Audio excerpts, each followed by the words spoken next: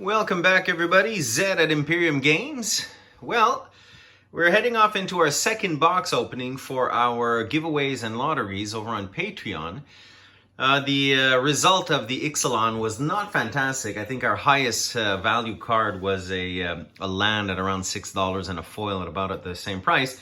And it actually gives the exact reason why we're doing this is because if you land on a box that has so little value, we at least want to give you the opportunity to maybe go and get another $5, $10, $20 card to make you feel better about the purchase that you got. And this community is going to allow us to do that. So, without further ado, what is the next box we're going to be opening today? Let's see. We're starting with a 3. And I have to roll twice. And a 5. That's number Fate Reforged. All right. Let me just quickly check out Fate Reforged. So, let me see if I can get the date here on camera or not. 2015 this thing was published, was put together. So, let's get straight to it, Fate Reforged, and see what we can pull out. All right, so Fate Reforged, 2015. I don't remember what the cards are like from back then. I did collect a pack, but like I was saying originally, I started collecting one booster box when my second son was born in 2010, and opening one up and putting one aside. So I do have a bit of a reserve that we can look at in another video. But to help me out at the end of this video, I'm going to go through all of the cards like I did for Ixalan and see what our overall value is. Today is still October 27th, so I'm doing a second video today, even though it's being posted a little bit later. Let's check out Fate Reforged.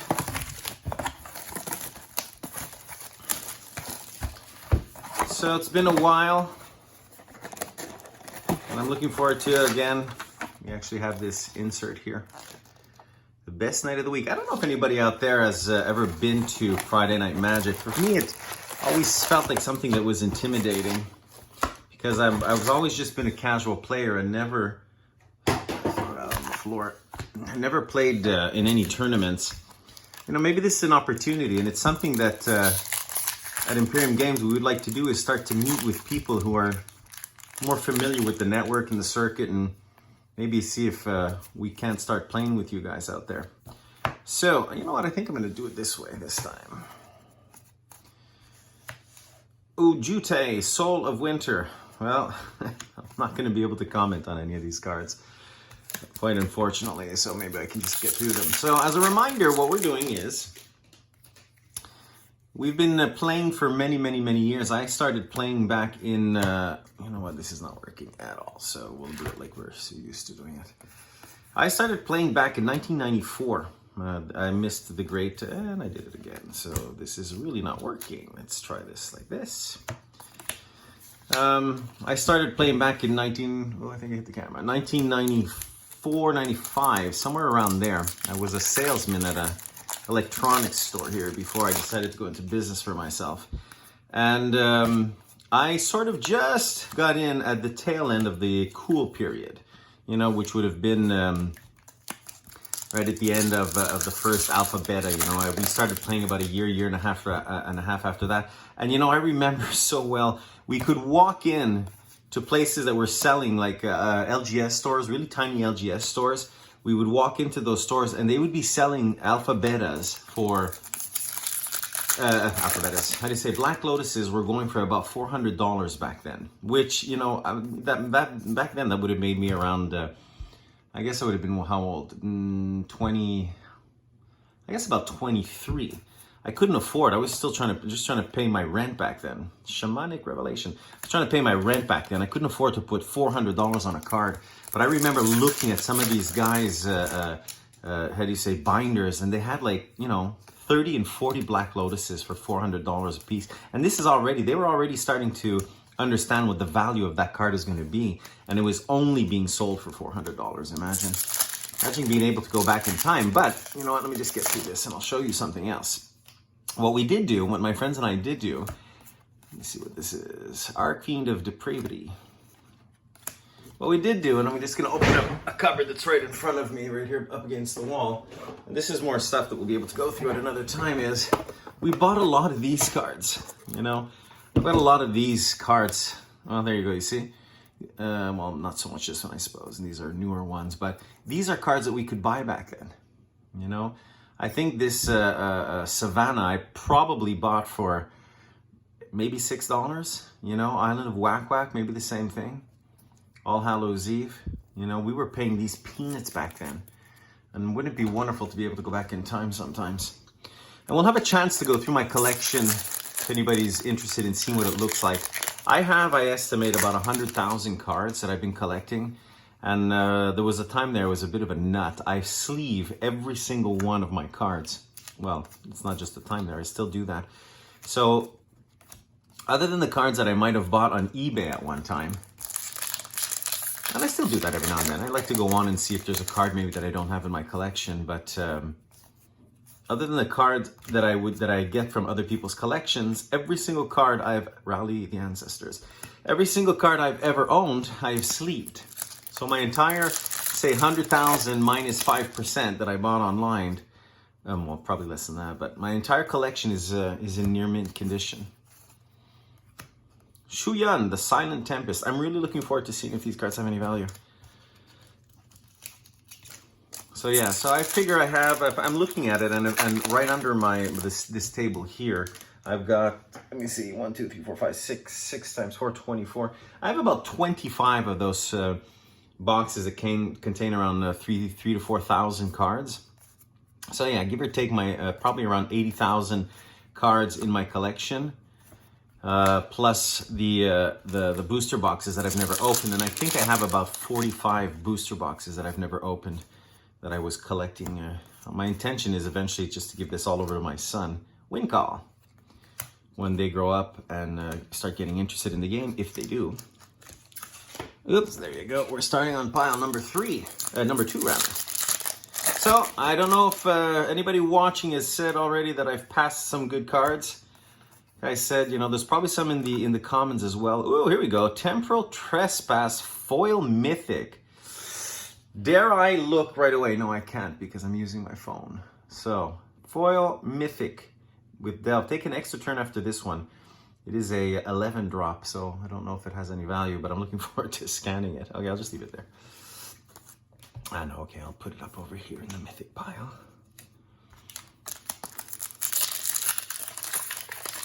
So, behind me, I don't know if anybody noticed, or I might have moved them out of the way, but in my office here at home, I also have a crap load of Pokemon boxes. Now, they're not super old, because I actually only bought them recently, so they probably have only a couple of years old.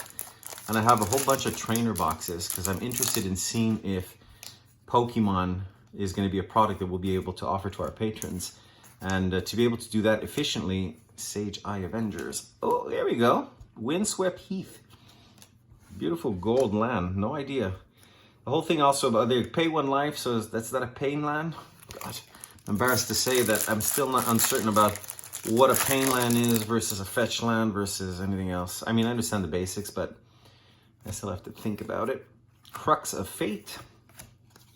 So yeah, we like we were saying in one of the, I think in the first video I posted in our LGS, we have products like Dragon Ball and Yu-Gi-Oh! And Vanguard, I think, which is my associate who brought in. And for us to be able to understand what the value is for our patrons, it's a good idea for us to be able to understand the game as well. So I tried Dragon Ball the other day. I actually enjoyed it. Not Dragon Ball, rather, Pokemon. I tried Pokemon the other day and I enjoyed it. You know, it's somehow it's a faster game, I guess. You know, it's much more well, I won't even say structured, but I mean, it's very, how should I put it? It's very, I guess it's limited in a sense. You know, you're playing with sort of a one-on-one all the time. And I still need to learn some more about it, but I'm enjoying it so far. And, you know, I've wanted to also go out and get some Force of Will. The market is, I'm trying to follow some of our gurus out there, like the Rudies and the, you know, the professors and all of that. And I'm uncertain if Force of Will is something that we should carry. But that would be something that you could comment, and I would really appreciate it. Let me know, Soulflare. Let me know if you believe it's worth it for us to go out and buy some Force of Will. There is still some available at our distributor. It's very interesting, you know, to finally have access to these products and to realize how expensive they really are Crucible of the Spirit Dragon. Beautiful card. Land. I'll put it over this one here. It's very interesting now to see how expensive the cards and the products have become. There are a few of the products that actually have some margin to help an LGS store pay for its rent. To be honest, it's not that high. There aren't many of those products. You know, most of them, the margin is so small that you've got to sell volumes. And that's the main issue about an LGS, is that if you take the area where we are, which is just on the outskirts of Montreal, I would say that within probably a 10-kilometer radius, or certainly a 15-kilometer radius, there's probably, I don't know, 6 or 7 LGSs. So figure how many players are there in that radius. And we've got 6 or 7 LGSs that are trying to pay for their rent, give themselves a nominal salary, and try and make something of a community around them. So you become very, very restricted. Monastery Siege. You know, we haven't gotten many mythics. Is it me, or did I miss the whole mythic sections? Let me just verify. No, we really only got one. I hate even playing with the cards until they're sleeved. I really hate doing that. I'd rather sleeve them as I'm going. And usually when my friends and I get together and we do sort of a mock kind of draft, I sleeve them as I'm going because I don't even want them to rub against each other. Timur War Shaman. So yeah, so what I was saying is that that's going to be an interesting set of videos. We plan on having a sort of a store setup, store life. I would like to go beyond just showing how we set it up. I have to put those videos together right now. So, Scroll of the Masters. I believe I recognize this one. Oop, drop one on the floor. Well, maybe this one has something special. Let's see. I would like to have a series of videos which is a store life, and not just about how we put the store together, because I can do that in 1 or 2 videos. Monastery Mentor. Oh, there you go. I don't know if it's a good one. Put it up here. But our intention is to have a weekly or bi-weekly video where we talk about what it really is like to own a store. Now, we do not actually own what I might call a fully functional LGS, other than we have product in the store. But we're not really set up to have players yet, you know, and hold tournaments, and we're not part of the WPN. We're allowed to have the product because we do have a store and people can come off the street. Mob rule. But we're not part of a network. Now, if you saw in my second video in the store, you saw that we're located in a building that has other office spaces. So if we ever decide to go the route of holding a WPN Brutal Horde Chief, our 3rd mythic, then we might actually have space where we'd be able to hold small tournaments. And we have a video room there, which I also showed you. Still deciding whether we want to keep that going or not. I mean, I enjoy filming, but we can film from the store, and I do have this office space here at home where I can film from. All right, I don't want to make this video too long. We're over at 12 minutes. I can try and speed it up here towards the end. A few last ones. Jess K. Infiltrator. I really can't wait to see what the value of these cards here. Let me move this aside before I topple it. How many cards? How many packs? 3 packs left. So like mentioned on our first Patreon, sort of YouTube, inviting people over to Patreon, we currently still have, we have 1 Patreon member. Ooh, Temporal Trespass. I think I got that already. But yeah, we got it already as a foil. We still have 48 boxes left as of today, which is October 27th, 2019.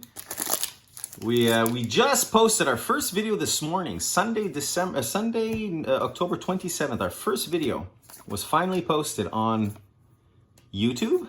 Ooh, I put that in the wrong pile. So as of right now, 12 o'clock, going on the lunchtime, we still have our 4 boxes giving access to our first 48 patrons that are going to be in the night tier. Soulfire Grandmaster, did I get that one too? No. Got the Monastery Mentor, okay. This goes here. We still have our 4 boxes left where we're going to be giving out 48 booster packs. We're selling them for a nominal price to the first 48 members. This is our last one. Head on over to see us. The link is on screen. Imperium Games, patreon.com/Imperium Games, Flame Rush Rider.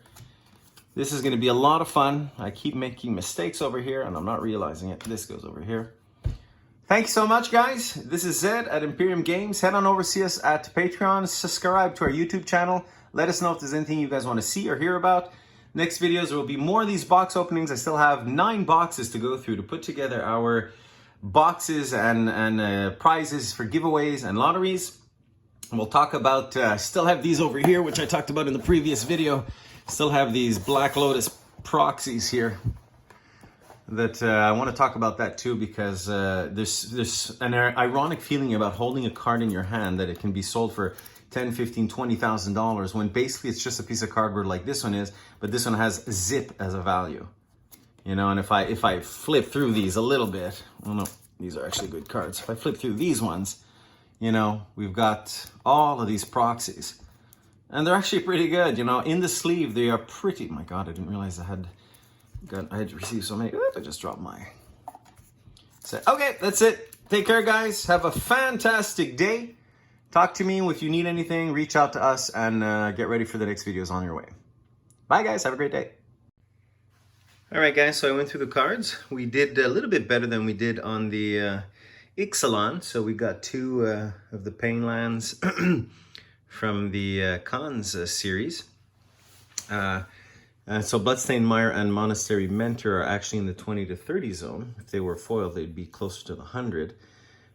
This foil, the Temporal Trespass and Windswept Heath, are fitting into the 10 to 20 zone.